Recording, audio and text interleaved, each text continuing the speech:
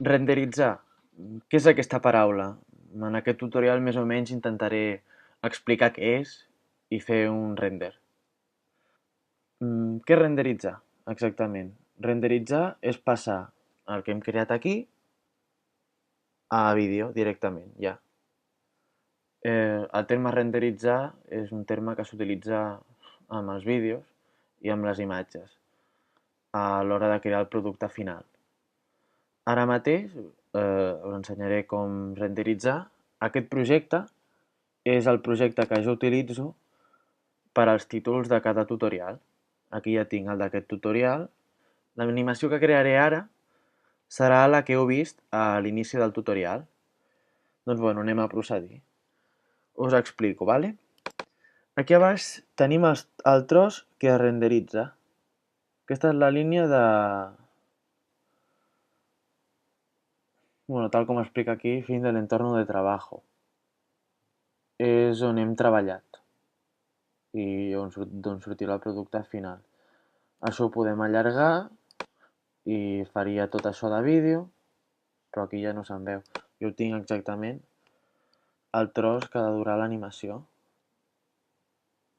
Vale, un cop col·locat això, ja tenim això a la nostra animació, el que hem de fer és anar a Composició, añadir a la cola de procesamiento.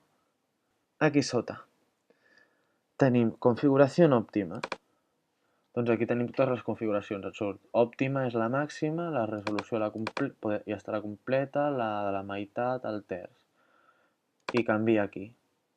Veieu? Tenim el tamany de la composició, que és d'alta definició, ens baixaria. Jo ho posaré a completa. Vale? Aquí sota podem canviar els fotogrames per segon i bueno, anem a continuar. Módulo de salida. Vale, aquí. Aquí podem configurar el format, el QuickTime, que és el de Mac, des d'on treballo jo, el format MP4, una seqüència en PNG, que és una animació amb imatges, i diversos formats de vídeo.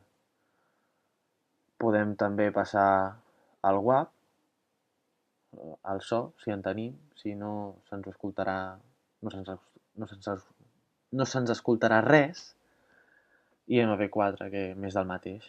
Jo ho faré en QuickTime. Aquí, si tenim sortida d'àudio. Sortida d'àudio.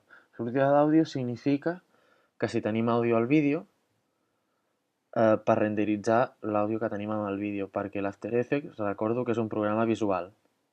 No ens deixa editar l'àudio. I quan renderitzes, predeterminadament renderitza sense l'àudio.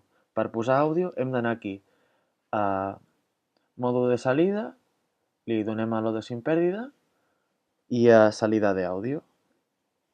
I llavors calculem. Jo normalment ho poso en aquesta.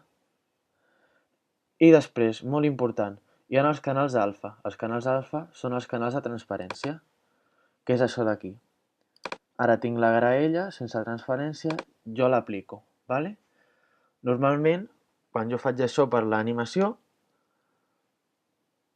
perquè això més o menys aparegui a sobre del vídeo, del tutorial, el que faig és renderitzar amb mòdul de salida sin pèrdida con alfa i ens grava el canal alfa. I amb això, a l'hora de muntar el vídeo, se'ns veu la transparència al programa d'edició. Però si veiem el vídeo normal, se'ns veurà negre. Vale, i aquí, salida. Salida a central.mo. Vale. Aquí és on configuro el lloc on vull que es guardi.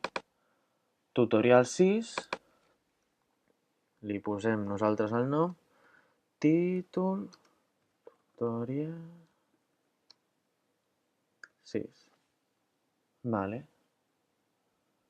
I guardem. Vale, ja tenim tot enllestit a l'hora de renderitzar. Li donem a processar i aquí podem veure la línia de processament, com va tirant. Aquí ens surten els fotogrames que està renderitzant i aquí a dalt ens surt la previsualització. Vale, ja tenim nosaltres aquí l'animació creada. Després, si ens anem a la carpeta on ho tenim, podem veure el vídeo. I més o menys aquests són els passos per renderitzar en qualsevol composició de l'After Effects. Després només cal configurar, com he fet jo aquí, els formats que volem, com volem que es renderitzi, i el tema de l'àudio, que aquest és important. Al principi em passava que no se'm renderitzaven amb àudio els vídeos, i ara sí. I això més o menys ha sigut tot.